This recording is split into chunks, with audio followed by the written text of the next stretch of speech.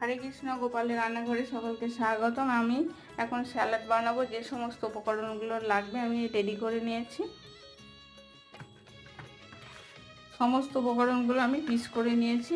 বাদাম, কাজু সব মিশিয়ে দিয়ে, খেজুর আরও সব কিছু আছে, কুচি দিয়ে দিল, কুচানো দিয়ে দিল, টক দই, বিট লবণ, সমস্ত উপকরণগুলো মেশানো হয়ে গেছে। দেখুন,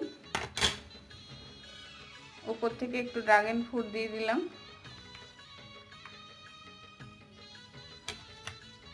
আর বাড়ির চাক ভাঙা মধু,